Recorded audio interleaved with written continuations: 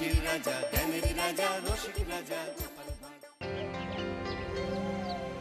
অনেকদিন কৃষ্ণচন্দ্রকে জব্দ করা হয়নি যে, মনটা তাই কেমন যেন উস্কুস উস্কুস করছে। সেটা তো গোপালের জন্যে। গোপালই তো মুশকিল আসান হয়ে সব সামলে দেয়। প্রতিবারে সামলে দেয় বলেই কি আর এবারে সামলাতে পারবে? না না না না না, এবার কৃষ্ণচন্দ্র জব্দ হবেই হবে, তবে একটু অন্যরকম ভাবে। আপনার কথাটা তো কেমন অন্যরকম শোনাচ্ছে জাহাপানা। তাহলে তুমি শোনাও। কি জাহাপানা? আমার কত ধনরত্ন আছে সেটা কি তোমার জানা আছে উজির? না জাহাপানা, তবে জানার আগ্রহ আছে বিস্তর। শুধু তোমার কেন, আরো অনেকেরই আগ্রহ আছে শুনলাম, আর সেটা যতক্ষণ না জানা যাচ্ছে ততক্ষণ মনটা কেমন খচখচ খচখচ করে। করে বই কি, এই তো প্রশ্নটা শোনার পর থেকেই আমার মনটাই কেমন একটা উস্কুস উস্কুস করতে শুরু করে দিয়েছে। আমার হাতে একটা অস্ত্র চলে এসেছে, এবার তাই আমি এমন এক প্যাঁচ কষবো যে কৃষ্ণচন্দ্র মনে মনে কিছুতেই শান্তি পাবে না, আর তাকে অশান্তিতে রাখতে পারলে আমার যে কি শান্তি কি শান্তি, কি বলবো।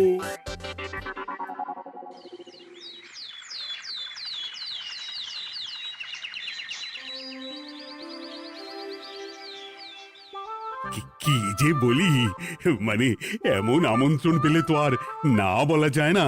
যে আমন্ত্রণ পত্র পেয়ে আপনি এত উল্লসিত আনন্দিত, সেই আমন্ত্রণ পত্র কার মহারাজ? আমার অনুমান এই পত্র নিশ্চয়ই নবাবের। তোমার অনুমান একেবারে সঠিক রাজ্যতীষী। উমা, তাই বুঝি আপনি এত খুশি? সব দেখে শুনে আমারও তো খুব আগ্রহ জাগছে। সে তো জাগবেই, তবে আগে ভাগেই বলে না দিয়ে আমি দেখছি কার কেমন সব চিন্তা ভাবনা মাথায় আসে। খবর তো একটা আছেই মহারাজ, তবে কথাতেই আছে না, যত হাসি তত কান্না, তাই ভালোর বদলে খারাপটাই মনে আসছে যে বেশি করে। বোঝো ঠেলা, সবকিছুতেই খালি ঘেঁটে দেওয়া। সত্যি গোপাল, আজকাল যেন সবেতেই তুমি নেতিবাচক কথা বলো। এটাই তো গোপালের স্বভাব মহারাজ। সে যাই হোক, গোপালের অকর্মণ্যতা টের পেয়েই বোধ হয় নবাব শুধু আমাকে আর মন্ত্রীকে মুর্শিদাবাদে যাওয়ার নিমন্ত্রণ করেছেন। বেশ তো, ঘুরে আসুন না তবে, শুভস্য শীঘ্রম। তবে দরকার পড়লে এই ভাঙা কুলো গোপালকেই দরকারে লাগবে, কথাটা যেন খেয়াল থাকে মন্ত্রী মশাই।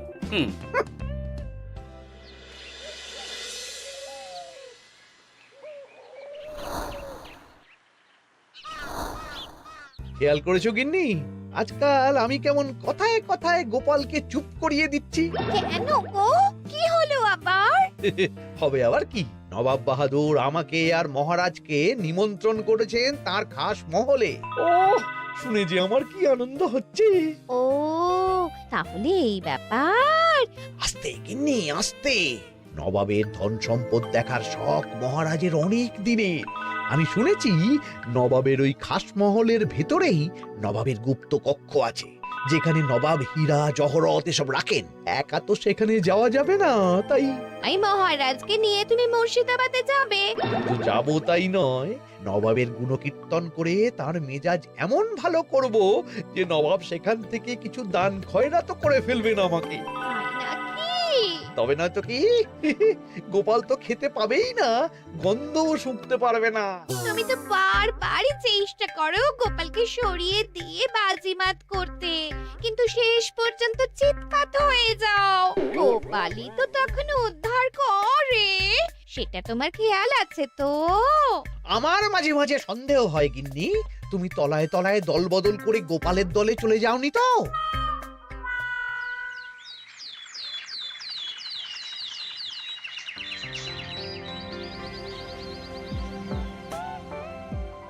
এবার বুঝলে তো দাদু, আমরা কিন্তু তোমারই দলে।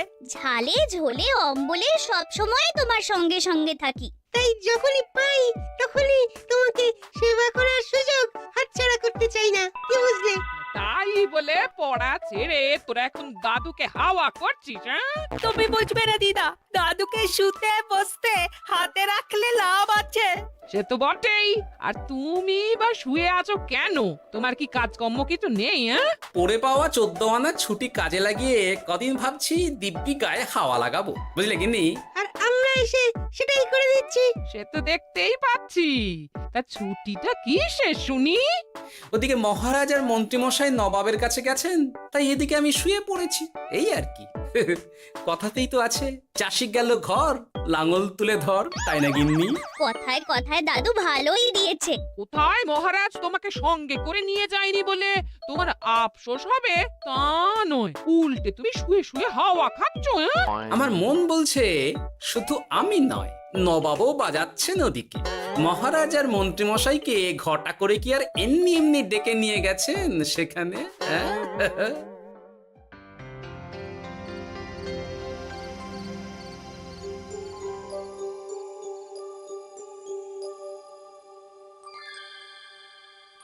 ডেকে নিয়ে এসে নবাব যে ঠিক কি করতে চাইছেন সেটাই তো বুঝতে পারছি না। অত বোঝার কি আছে মহারাজ? খাবো, শোবো আর গুপ্ত কক্ষে ঢুকে নবাবের সঞ্চয় দেখব, তাহলেই তো হবে। তাই কি আর হবে কে জানে। না না, জানতে তো আমাকে হবে। এখানে এসে তোমাদের কোনো অসুবিধা হচ্ছে কিনা সেটা আমাকে জানতে হবে না? আপনি কিচ্ছু ভাববেন না জাহাপানা, ব্যবস্থা সব করাই আছে। না না, এমনিতে কোনো অসুবিধে নেই, তবে একটা অস্বস্তি হচ্ছে বটে। আসলে মহারাজ বোধহয় মনে মনে ভাবছেন নবাব বাহাদুর নিশ্চয়ই তাকে ডেকে এনেছেন তার গুপ্ত কক্ষে কত মণিমাণিক্য ধন সম্পদ আছে সেটা দেখানোর জন্য। তাই নাকি? মানে এখানকার হিরে, সেখানকার চুনি, অমুক দেশের পান্না, তমুক দেশের মুক্ত। শুধু কি তাই, আরো কত কি। হ্যাঁ হ্যাঁ, সেগুলো যতক্ষণ না দেখতে পাচ্ছেন ততক্ষণ মহারাজ ঠিক স্বস্তি পাচ্ছেন না। এই যে কৃষ্ণচন্দ্রের যে আমার ধন সম্পদ দেখার প্রবল ইচ্ছা আছে সেটা আমার ভালো মতোই জানা আছে। তবে সবাইকে তো সবটা দেখাতে নেই, আর সবার জন্য সবটাও নয়, তাই না? তাই কি জাহাপনা? তাই গুপ্ত কক্ষের ভেতরে কি আছে সেটা না হয় না দেখাই থাক। না না, তোমরা বরং খানা পিনা করো গিয়ে, হ্যাঁ, বিশ্রাম নাও। উচিত তোমাদের খেয়াল রাখবে, কেমন? এই রে, এটা কি হলো? কি আবার হবে? তোমার পাল্লায় পড়ে মান সম্মান সব গেল। এর থেকে আমার কৃষ্ণনগরই ভালো।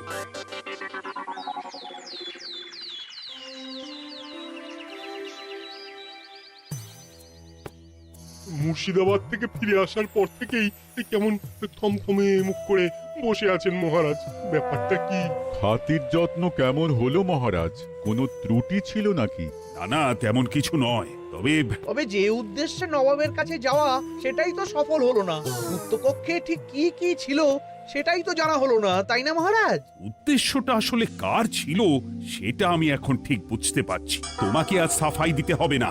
সেই বুঝবেন, তবে দেরিতে বুঝবেন। কি আর করা যাবে, ফলে যা হওয়ার তাই হবে। না না, তাই বলে নবাব যেভাবে তার গুপ্ত কক্ষে ঢুকতে না দিয়ে আমাকে অপমান করেছেন সেটা আমি মোটেই মেনে নিতে পারছি না।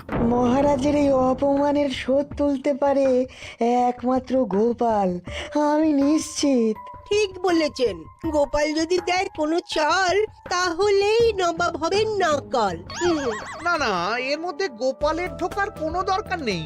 এটা মহারাজ আর নবাবের ব্যাপার। তুমি চুপ করো। কে কোথায় ঢুকবে সেটা আমায় দেখতে দাও।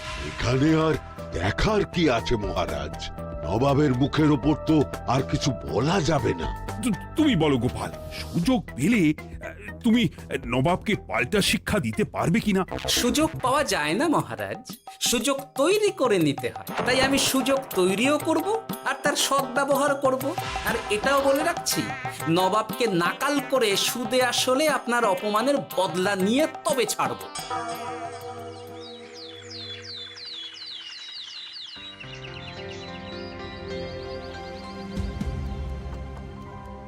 কি হলো জাহাপানা? আপনি যেমনটা চেয়েছিলেন তেমনটাই তো হলো। মহারাজ কৃষ্ণচন্দ্র মনের কথা মনেই চেপে রেখে মুখ চুন করে পালালো, তারপরেও আপনার মন ভালো নেই? না না হুজির, ঠিক জমলো না। তার উপর আবার এই বেনামি পত্র।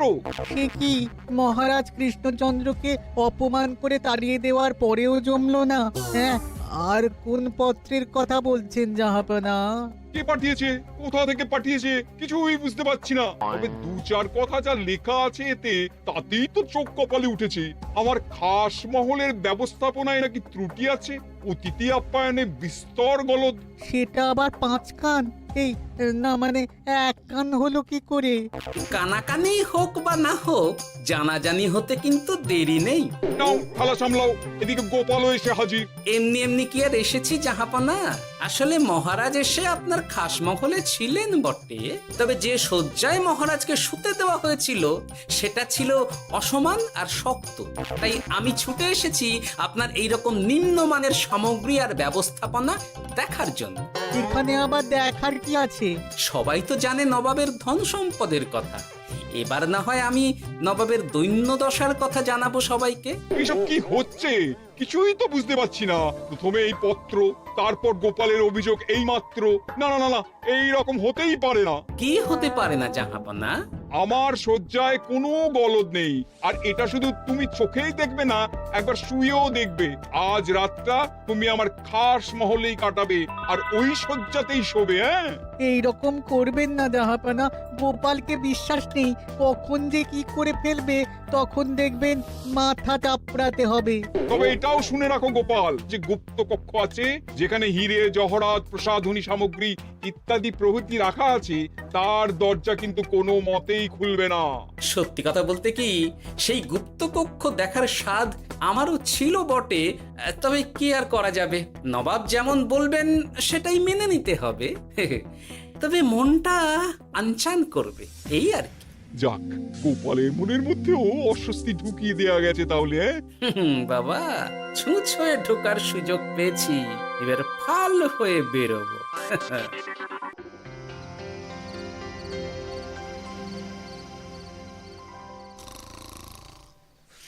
আপনি কিচ্ছু ভাববেন না জাহাপানা, গোপালকে আমি চোখে চোখেই রেখেছি।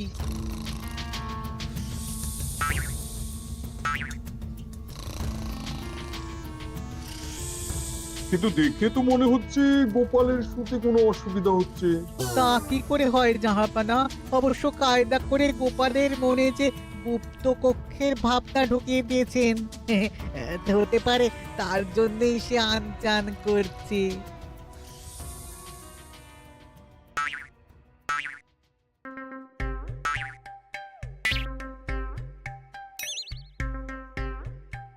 ওই দেখো, গোপাল হঠাৎ কি শুরু করেছে। তাই তো, কিন্তু কি করতে চাইছেটা কি? কি হলো গোপাল, কিছু বলবে নাকি?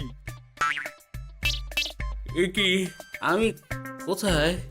ও, এটা তো রাসমহলই মনে হচ্ছে। এখানেই তো তুমি ছিলে, কি মুশকিল। আচ্ছা, তোমার অসুবিধাটা ঠিক কোথায় হচ্ছে বলো তো? না না, শুতে তেমন কোনো অসুবিধা বোঝার আগেই তো অন্য অসুবিধা শুরু হয়ে গেল। আসলে সত্যি সত্যি তো আর গুপ্তকক্ষে ঢুকতে পারিনি, তাই স্বপ্নে ঢুকেছিলাম মনে হলো। তারপর সেখানে ঢুকেই দেখতে পেলাম বস্তা বস্তা ধনরত্ন। আমি তো সেই বস্তার ভেতরে হাত ঢুকিয়ে সেগুলোকেই দু হাত দিয়ে তুলছিলাম। এবার তো বুঝতে পেরেছো যে তুমি স্বপ্ন দেখছিলে। এবার ঠিকঠাক ঘুমো তাহলে।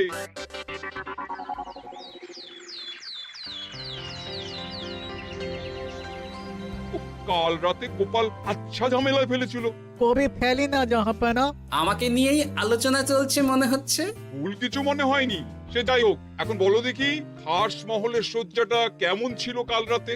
সে আর কি করে বলি জাহাপনা, স্বপ্ন দেখার চক্করে ঘুমের দিকে তেমন মন দিতে পারিনি যে। গোপাল মানেই গোলমাল, আবার বাহানা দিতে শুরু করেছে। তাই বলছিলাম কি, আর এক রাত না ঘুমোলে ঠিক মতো বলতে পারবো না। বেশ তো, আর এক রাত থাকো না হয়, তবে আমারও একটা শর্ত আছে। আগের রাতে তুমি স্বপ্নের ঘরে যা কাণ্ড ঘটিয়েছো না, তাতে জাহাপানা খুব বিরক্ত, বুঝতে পারছো নিশ্চয়ই। বুঝেছি তো, তবে যে কোনো শর্তেই আমি খাস মহলে শুতে রাজি।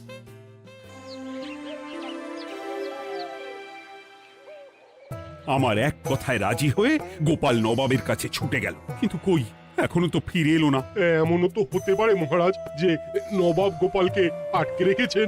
হ্যাঁ, কেন?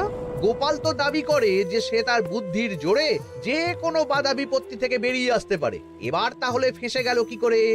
না না, গোপালের কোনো বিপদ হবে না, দেখবেন গোপাল এবারেও ঠিক বেরিয়ে আসবে। হ্যাঁ, গোপাল আসবে হেসে হেসে, মহারাজ দেখবেন বসে বসে। আমার ধারণা কিন্তু যে কোনো শর্তেই নবাব গোপালকে শায়েস্তা করেই ছাড়বেন। গোপাল যখন নিজে থেকে নবাবকে খোঁচাতে গেছে, তখন আঁচড় তো খেতেই হবে। কি জানে নবাব আবার গোপালকে কিভাবে জব্দ করছেন, কি জানি।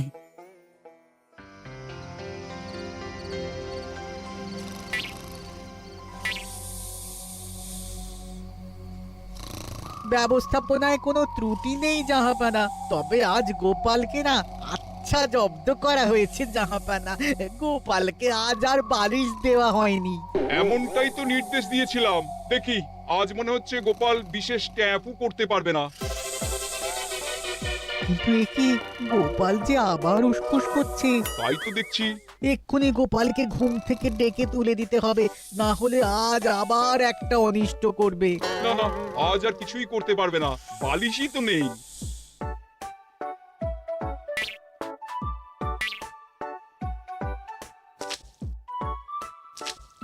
এ কি, গোপাল তো আবার শুরু করে দিয়েছে। ধরো ধরো ধরো, এক্ষুনি ধরো ওকে। আরে ওঠো ওঠো, জেগে ওঠো গোপাল। আরে হচ্ছেটা কি? আজ আবার তোমার কি হলো? এ হে, আজ আবার একটা গন্ডগোল করেছি মনে হচ্ছে। গন্ডগোল বলে গন্ডগোল, জল ছড়িয়ে কি অবস্থা করেছো দেখো। আমার কোনো দোষ নেই, কিন্তু সেই আবার গুপ্তকক্ষের স্বপ্ন এলো আর গোলমাল হয়ে গেল। আজ আবার কেমন স্বপ্ন এলো?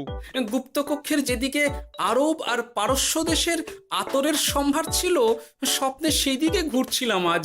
সেগুলো ছড়িয়ে ছড়িয়ে দেখতে দেখতেই স্বপ্ন ভেঙে গেল। বটে, দাঁড়াও, কাল সকালই তোমার ব্যবস্থা হচ্ছে।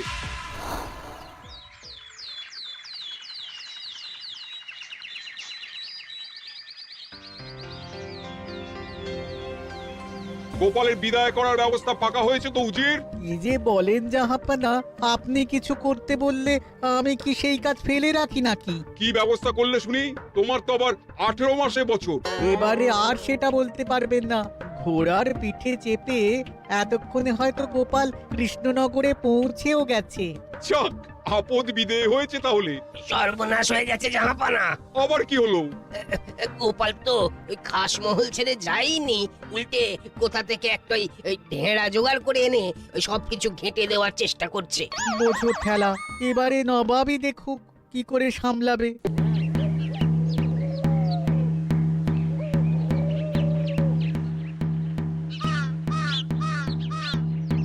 শুনুন শুনুন শুনুন। আরে আরে আরে, আরে কি শোনাচ্ছটা কি গোপাল?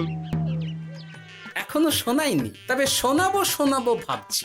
সবাইকে জানাতে গেলে এই ঢাড়া পেটানো ছাড়া আর উপায় কি? কিন্তু জানাবেটা কি? এই যে নবাব যে অতিথিদের ডেকে এনে তাদের নিশ্চিন্তে ঘুমোতে দেওয়ার ব্যবস্থা করতে পারেন না, এটা তো সবার জানা দরকার। কি বিপদ! না না না না, এই বদনাম নিয়ে আমি গোপালকে কোথাও যেতে দেবো না। তাহলে কি করতে হবে জাহাপানা? আজ ও রাতে গোপাল খাস মহলে শোবে।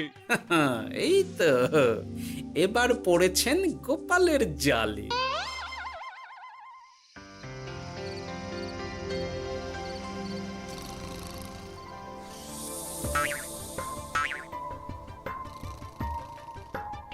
আজ গোপাল নিশ্চিন্তে ঘুমোবে। স্বপ্ন অস্বস্তি হওয়ার মতন কিছুই হবে না আজ। গোপালকে ভরসা নেই জাহাপানা, কখন যে কি করে ফেলে বলা তো যায় না। না না, আমি নিশ্চিত আজ আর কিছুই হবে না।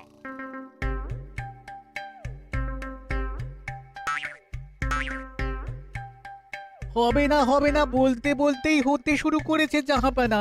আরে ওকে গিয়ে চেপে ধরো এক্ষুনি। ঘুমের ঘোরে আবার কি করছো গোপাল? এবার আবার কি হয়েছে? আবার কি স্বপ্ন দেখছিলে নাকি? কি মুশকিল হলো বলুন তো দেখি। গুপ্তকক্ষে ঢুকতে পারিনি, কিন্তু তার স্বপ্ন দেখা তো থামছে না। তার মানে?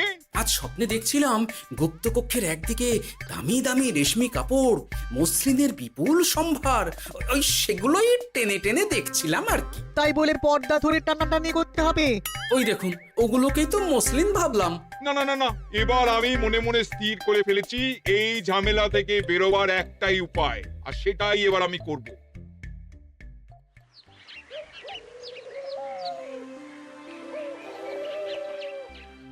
গোপালের ফিরতে কিন্তু এবার সত্যিই দেরি হচ্ছে। দেখুন, হয়তো গোপাল বেশি বাহাদুরি দেখাতে গিয়ে ফেসে গেছে। হেসে নয়, এই যে কেমন হেসে হেসেই এসেছি দেখুন। এই তো গোপাল ফিরে এসেছে। শুধু ফিরেই আসেনি, তার সঙ্গে আরেকটা সুসংবাদও নিয়ে এসেছি। হ্যাঁ, সেটা আবার কি? আমার প্যাঁচে পড়ে নবাব শেষ পর্যন্ত বাধ্য হয়েছেন গুপ্তকক্ষ খুলে দিতে, সঙ্গে কিছু উপঢৌকনও দিয়েছেন। ব্যাপারটা ঠিক কেমন করে কি হলো বলো দেখি। বলছি মহারাজ, নবাব বাহাদুর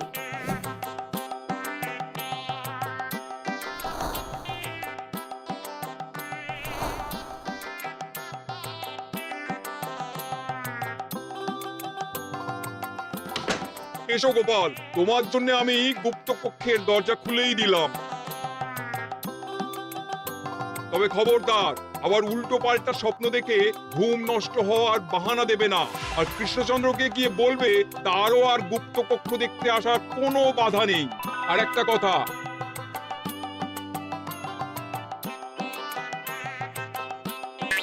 এইসব নিয়ে খুশি থাকো, তবে নবাবের খাস মহলের নিন্দে করে আবার ঢেঁড়া পিটিও না যেন। এমনিতেই সেই অভিযোগপত্র নিয়ে নবাব বাহাদুর চিন্তিত। সেই চিন্তা ঝেড়ে ফেলুন জাহাপনা, কারণ ওটা আমারই দুষ্ট বুদ্ধির ফল। অবস্থা বুঝে ওই ব্যবস্থা আমিই নিয়েছিলাম। হ্যাঁ, আগে হ্যাঁ। সাবাস গোপাল, তুমি তাহলে শেষমেশ যে কোনো উপায়ে নবাবকে মাথা নোয়াতে বাধ্য করলে। আপনাকে কেউ অসম্মান করলে আমি যে নিজেকে সামলে রাখতে পারি না মহারাজ। সত্যি গোপাল, তোমার তুলনা হয় না। হাসির রাজা জ্ঞানের রাজা রসিক রাজা গোপাল ভাঁড়।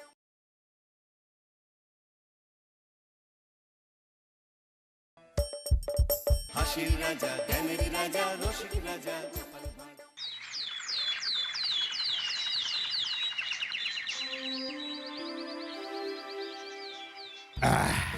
তাহলে মন্ত্রী, সব কাজ ঠিকঠাক ভাবে করে এসেছো, তাই তো? আগে মহারাজ, আমি কোন কাজটা ঠিকঠাক করে করি না আপনি বলুন।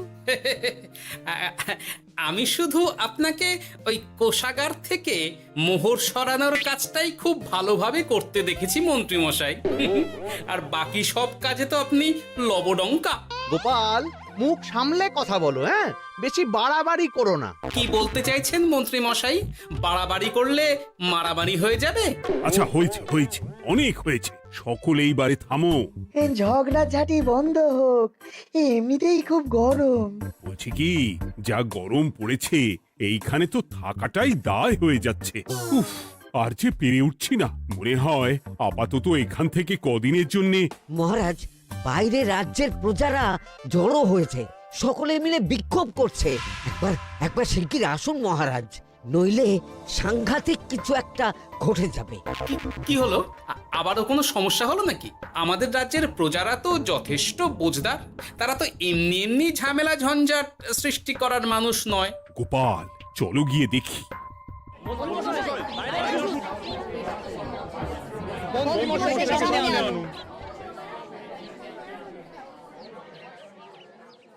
কি ব্যাপার, তোমাদের কি সমস্যা হয়েছে? এইভাবে বিক্ষোভ করছো কেন? মহারাজ, মন্ত্রী মশাইকে সামনে আনুন, তারপর বলছি কি হয়েছে না হয়েছে। সেরেছে। আরে, আমাকে ডাকছে কেন? আচ্ছা, বলছি তোমরা একটু শান্ত হও। আমি বুঝতে পারছি তোমরা কিছু একটা কারণে খুবই অসন্তুষ্ট হয়েছো, তাই সেই জন্য বলছি আগে শান্ত হও, তারপর বলো মন্ত্রী মশাইকে কেন খুঁজছো, উনি কি করেছেন। গোপাল দাদা, তুমি তো জানোই রাজ্যে যা গরম পড়েছে, তার জন্য খাল বিল পুকুর নদী নালা একেবারে শুকিয়ে গেছে, চারিদিকে জলের হাহাকার। হ্যাঁ হ্যাঁ, সে তো জানি। গত সপ্তাহে এই সমস্যার কথা জানিয়ে মহারাজকে অনুরোধ করে গিয়েছিলাম যে রাজ্যের বাঁধটা যাতে খুলে দেওয়া হয়। কেন?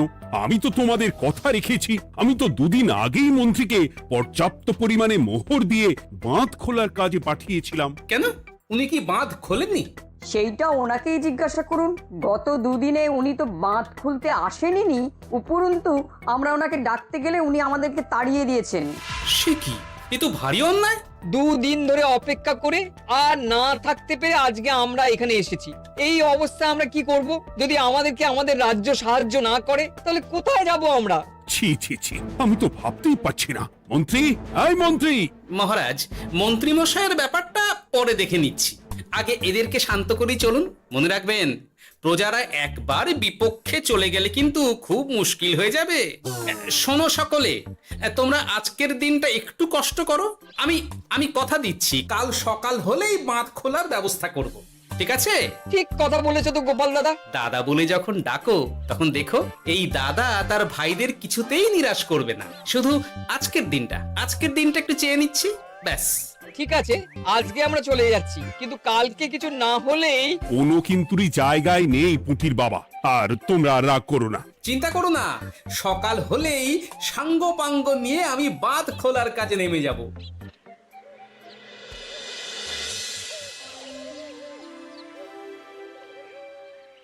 ছি ছি মন্ত্রী, তুমি এইভাবে আমায় মিথ্যে বললে।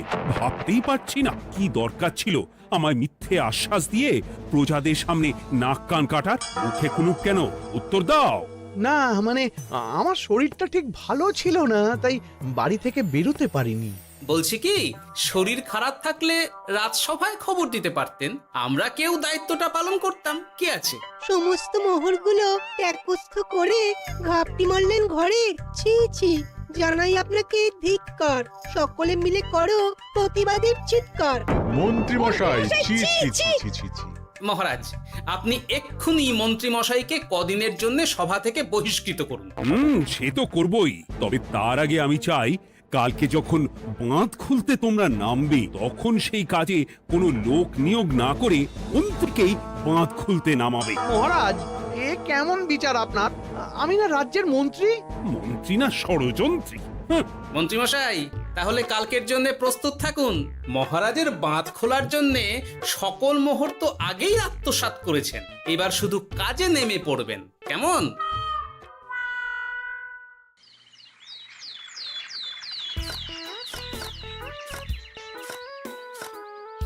ওহ গোপাল, এইবারে ছেড়ে দাও, আর পাচ্ছি না। এত সহজে হাল ছাড়লে হবে বলুন? এই কে আছো? ওই শাবল কোদালগুলো দাও, আমি এদিকটায় খুঁচিয়ে দিই। সভাকবি, বিজ্ঞানী, এসো এসো এসো, হাত লাগাও। সবে মিলে করি কাজ, বাঁধ খোলা হবে আজ। বাঁধ খোলা হবে আজ, মন দিয়ে করো কাজ।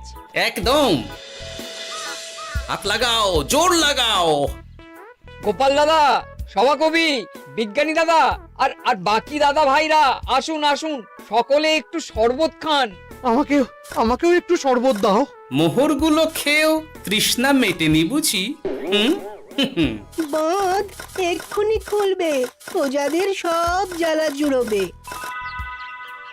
বাঁধ খুলে গেছে। আমাকে বাঁচাও, আমাকে বাঁচাও। কোনো সময় ভুল করলে নিজেই সেই ভুল শুধরে আবার ফিরতে হয়। আপনিও তাই করুন মন্ত্রী মশাই, নিজে নিজেই উঠে আসুন। চলো সকলে।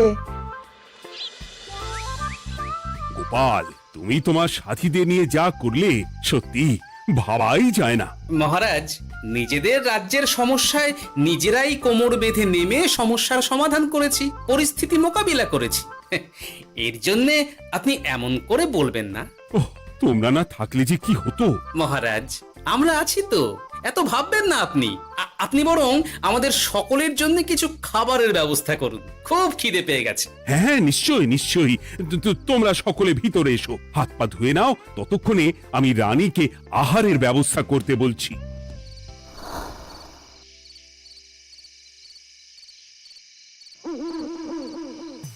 ওমা গো, ওমা বাঁচাও। কি শরীর খারাপ, তাই না? লাগছে গো। একে গিন্নি, বাবারে, কি হয়েছেটা কি? ও, তুমি এইভাবে এখানে শুয়ে কাতরাচ্ছ কেন? বলি তুমি এসেছো? হ্যাঁ, এই তো আমি চলে এসেছি। কি হয়েছে গিন্নি? তোমার কোথায় কষ্ট হচ্ছে? গরমে হাঁসফাঁস করছি গো।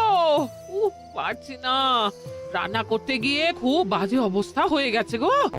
এই থেকে এইখানে পড়ে পড়ে গড়াচ্ছি। ঠিক আছে, আজ আর রান্না করতে হবে না গিন্নি, আমি রাজবাড়ি থেকে খেয়ে এসেছি। বাহ, নিজে খেয়ে এসেছো বলে আর রান্না করতে হবে না বলে দিলে?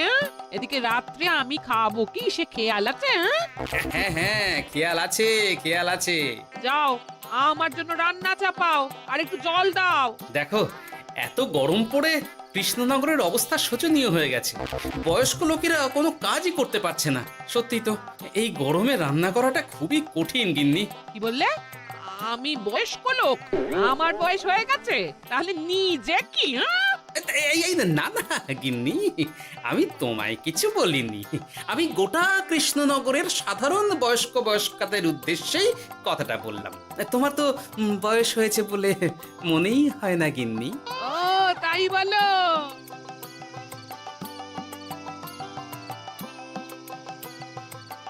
নাও গিন্নি, জল নাও।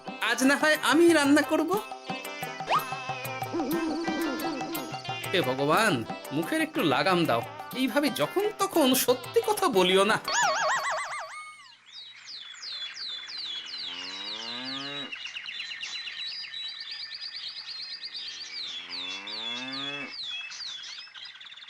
গোপাল দাদা, ও গোপাল দাদা, একবারটি বাইরে এসো। মহারাজ জরুরি তলব করেছেন।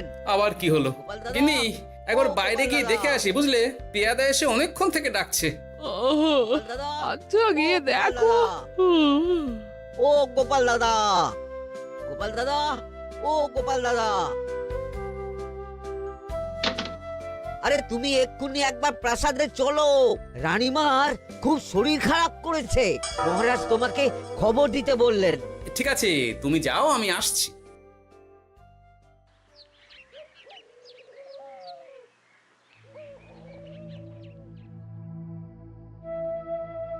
গোপাল, কি হবে বলো তো? রানী তো দুমদাম করে ব্যারামে পড়ে না। মহারাজ, ভয় পাবেন না, আমরা আছি তো। বৈদ্যকে পরীক্ষা করতে দিন, দেখি সে কি বলে। মহারাজ, অতিরিক্ত গরমের জন্যে শরীরটা খারাপ হয়েছে। আসলে উনি এই তীব্র দাবদাহ নিতে পারেননি। তবে চিন্তা করবেন না মহারাজ, আমি বাড়ি গিয়ে এক ধরনের বিশেষ পথ্য পাঠিয়ে দিচ্ছি। রানীমা খেলেই সুস্থ হয়ে উঠবেন। মহারাজ, নিজের কানেই তো শুনলেন, রানীমার তেমন গুরুতর কিছু হয়নি, চিন্তা করবেন না। বৈদ্যর ওষুধে উনি সেরে উঠবেন। যাওয়ার আগে একটা কথা বলে যাই, গরমের এই দাবদাহ কিন্তু আরো ভয়ঙ্কর হবে। তাই সকলে খুব সাবধানে থাকবেন। শরীর যাতে ঠান্ডা থাকে এমন হালকা পাতলা খাবার খাবেন। আসি, রাজসভায় দেখা হবে। মহারাজ, বৈদ্যমশাই কিন্তু এটা ঠিক বলেছেন, গরম আরো বাড়বে। তাই দুজনেই খুব সাবধানে থাকবেন, কেমন? গতকাল তো আমার গিন্নিও গরমের চোটে কুপোকাত হয়ে গেছিল। শেষমেশ আমাকেই বাড়ি গিয়ে রান্না করতে হলো আর কি। ও বাবা, তাই নাকি? তাহলে তো খুবই চিন্তার ব্যাপার। আচ্ছা মহারাজ, আমি তাহলে এখন আসি, আবার রাজসভায় দেখা হবে। এই গরমে আর এখানে থাকতে পারছি না। বলছি কদিনের জন্য না একটু অন্য কোথাও গেলে হয় না গো? গিন্নি, এই গরমে ঘরেই থাকো, অন্য কোথাও যাওয়ার মোটে নাম করো না। বাইরে বেরোতে গিয়ে যদি কোনোভাবে গরম হাওয়া শরীরে লেগে যায়, তাহলে বিপত্তির আর শেষ থাকবে না গিন্নি। কিন্তু এখানেও তো যা গরম পড়েছে, পচে গলে মরে যাই আর কি। উফ গিন্নি, দয়া করে এইসব বাজে কথা বলা বন্ধ করো তো। আমার আয়ুর থেকেও তোমার আয়ু দীর্ঘ হোক। বাহ, তুমি এসব কথা কোথা থেকে শিখলে গো? হুম? এই তো তোমার থেকে আর কি। গোপাল, গোপাল, রাজ্যের অবস্থা খুবই বেহাল। এই সবই আমাদের পোড়া কপাল। আরে সভা কবি, কি হয়েছে? তোমাকে দেখে তো মনে হচ্ছে তুমি কিছু... বিজ্ঞানী মহারাজ দুজনেই অজ্ঞান। ঘটি ঘটি জল ঢেলেও ফেরাতে পারেনি তাদের জ্ঞান। কি বলছো কি? তা তুমি এই ব্যাপারটা জানলে কি করে? গিয়েছিলাম একটু আগে বিজ্ঞানীর বাড়ি, গিয়ে দেখি লোকজনের ভিড়, সারি সারি। সে কি? শুনলাম মহারাজ তাকে কিছু বলতে এসেছিলেন, তারপরে দুজনে বাইরে বেরিয়ে আসতেই অজ্ঞান হয়ে গেলেন। মহারাজ বিজ্ঞানীর বাড়ি গিয়েছিলেন, তাও আবার রানীমাকে ছেড়ে? রাজবৈদ্য কত করে বললেন এই সময় যখন তখন ঘরের বাইরে বেরোবেন না। কে শোনে কার কথা? আমার মনে হয় মহারাজ তেমন কোনো গুরুত্বপূর্ণ কিছু কথা বলতেই বিজ্ঞানীর বাড়ি গিয়েছিলেন। গরম কমানোর উপায় আলোচনা করতে হয় তো গিয়েছিলেন। আমাদের মহারাজ তো নিজের চোখেই দেখেছেন এই তীব্র গরমের চোটে রাজ্যের কি অবস্থা, কি অবস্থা। ঠিক বলেছো গিন্নি, আমার এই কথাটা তো মাথাতেই আসেনি। ধন্যবাদ গিন্নি, অসংখ্য ধন্যবাদ তোমায়। আমায় পরে ধন্যবাদ জানিও। হ্যাঁ, এখন আর দেরি না করে বৈদ্য মশাইকে সঙ্গে নিয়ে বিজ্ঞানী মশাইয়ের বাড়ি যাও। হ্যাঁ,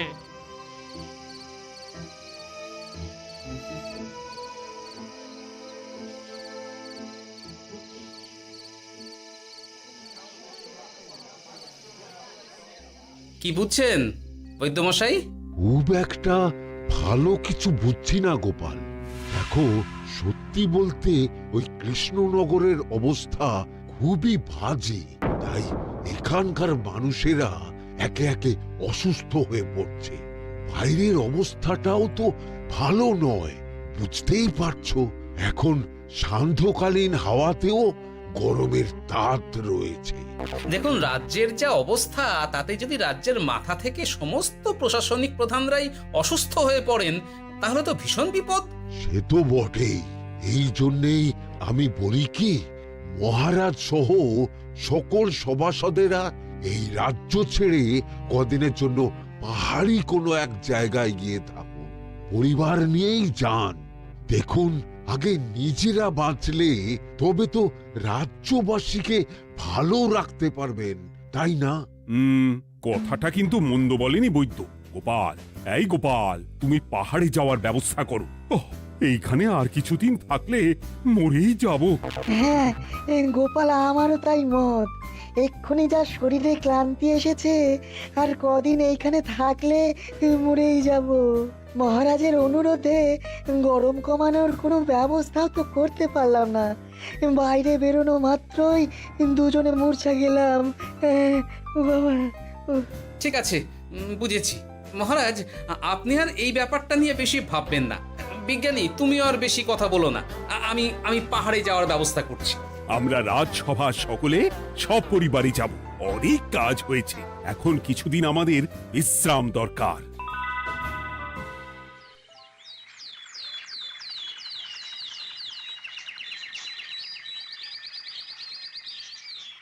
কি গোপাল, মন্ত্রীকেও তুমি আমাদের সঙ্গে নিয়ে যাচ্ছ? তুমি কি সব ভুলে গেছো? মহারাজ, আপনি খামোখা উত্তেজিত হবেন না। আপনার শরীরটা কিন্তু ভালো নেই। আর মহারাজ, আপনার রাজ্যে বাস করে আপনার থেকেই শিখেছি বিপদের দিনে পরম শত্রুকেও দূরে ঠেলতে নেই। গোপাল এটা ঠিক কথাই বলেছে। যতই হোক, উনি তো আমাদের মন্ত্রী, তাই এই বিপদের দিনে ওনাকে ফেলে যায় কি করে বলুন তো? সত্যি গোপাল, তোমার তুলনা নেই। ঠং, সবই নাম কেনার চেষ্টা। গোপাল, চলো এইবারে রওনা দিই। বলছি, খাবার দাবার আর জলের কলসিগুলো উঠেছো তো? হ্যাঁ, খাবারের পাত্রগুলো আপনার জিম্মায় থাকবে, আর জলের কলসিগুলো আমি সামলাবো।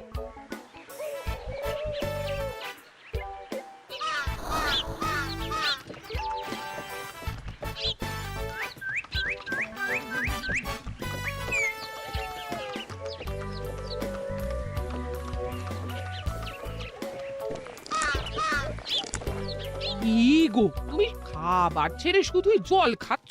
ওদিকে মন্ত্রী মশাই যে সব খাবার একাই সাবার করে দিলেন। না ভালোই তো, খাক না। এরপরে বড় বাইরে যেতে হলে বুঝবে। আমি তো ওই জন্যই নিজের জিম্মায় শুধুমাত্র জল নিয়েছি। দেখো, জল খেলে ছোট বাইরে যাওয়ার দরকার হলে চলে যেতে পারবো, কিন্তু বড় বাইরে যাওয়ার দরকার হলে তো যেখানে সেখানে যেতে পারবো না।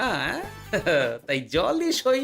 কিন্তু সবার জল যদি তুমি একাই শেষ করে দিলে তাহলে? এই রে, এটা তো ঠিক বলেছো গিন্নি। পথে ঘাটে কোনো পানীয় জলের পুকুর বা কুয়ো দেখলে জল ভরে নিতে হবে, বুঝলে?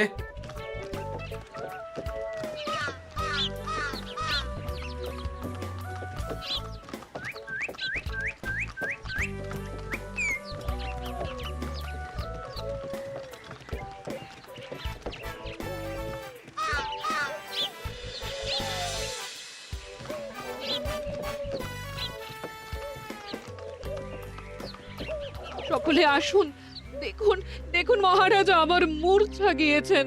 আসুন। সে কি, কৃষ্ণনগর পেরিয়ে এসেছি, এখন এই অচেনা অজানা জায়গায় এসে মূর্ছা গেলেন? গিনি, চলো তো শিগগির গিয়ে দেখি। কেউ ঘাবড়াবেন না। মহারাজের শরীরটা আসলে খুব দুর্বল ছিল তো, তাই মূর্ছা গিয়েছেন। তবে চিন্তার কিছু নেই, আমি এক ধরনের পথ্য দিচ্ছি, এটা খেলেই উনি আবার সুস্থ হয়ে যাবেন। ঠিক আছে বৈদ্য মশাই, আপনি তাহলে যত তাড়াতাড়ি সম্ভব পথ্যটা তৈরি করুন। হ্যাঁ, আমার এই পথ্যটা তৈরি করার জন্য একটু জলের প্রয়োজন। একটু জলের ব্যবস্থা করুন তো। এ মা, বলি গাড়িতে যে এক ফোঁটাও জল নেই গো, কি হবে? এই গোপাল, তুমি একাই সব জল খেয়ে বসে আছো? হ্যাঁ গোপাল, এখন এসব বাদ দাও, চলো একটু জলের ব্যবস্থা করি। হ্যাঁ, খানাখন্দ, খাল, বিল, নদী, সমুদ্র, যেখান থেকে পারো জল নিয়ে এসো। জল ছাড়া এই পথ্য বানানো অসম্ভব। গোপাল, কি করা যায় বলো?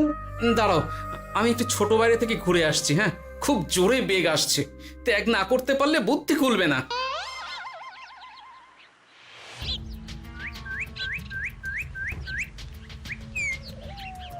ওদিকে একটা পাত কুয়ো দেখতে পাচ্ছি মনে হচ্ছে।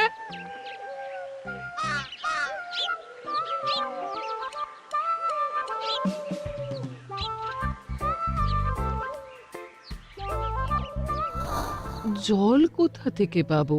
তবে কি জলের অভাবে আজকে মহারাজ সুস্থ হতে পারবেন না? রানীমা, ব্যাকুল হবেন না, আমি আছি তো। আমি থাকতে কিচ্ছু অঘটন ঘটবে না। সকলে শুনুন, বিশেষত মহিলাদের বলছি, আপনারা সকলে নিজেদের কাছে যত শাড়ি আছে সেই প্রত্যেকটা শাড়ি আমাকে দিন। আমি শাড়ি জুড়ে জুড়ে লম্বা রশ্মি বানাবো, তারপর সেই রশ্মিতে বালতি ঝুলিয়ে জল তুলব। দয়া করে কেউ দেরি করবেন না।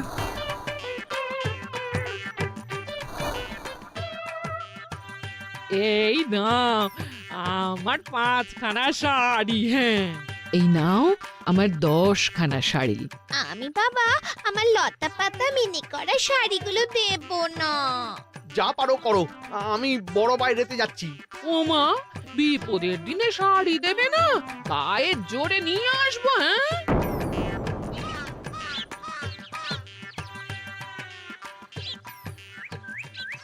এ বাবা, এখনো কিছুটা কাপড় লাগবে তো। যা গভীর পাতকুয়া, সবার সব শাড়ি তো কাজে লাগিয়ে দিয়েছি, এখন কি হবে? আরে ওই তো কার একটা ঝোপের কাছে ধুতি পড়ে রয়েছে, যাই ওইটাই নিয়ে নি। এই গোপাল গোপাল, আরে করো কি, ওটা তো আমার ধুতি। আরে আরে আমি এই ঝোপে বড় বাইরের জন্য এসেছি। আরে মন্ত্রী মশাই, বড় বাইরে করার সময় অযথা অন্যদিকে মন দেবেন না, তাহলে পেট সাফা হবে না।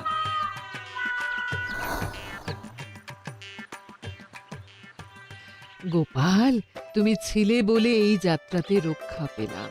ভগবান তোমাদের অনেক অনেক মঙ্গল করুক। এই দেখো না, ওরা না আমার লতা পাতা আঁকা শাড়িগুলো নিয়ে নিয়েছে। এই দূর তোমার শাড়ির লতা পাতা, আমি নিজেই জড়িয়েছি বড় বড় ঘাস পাতা।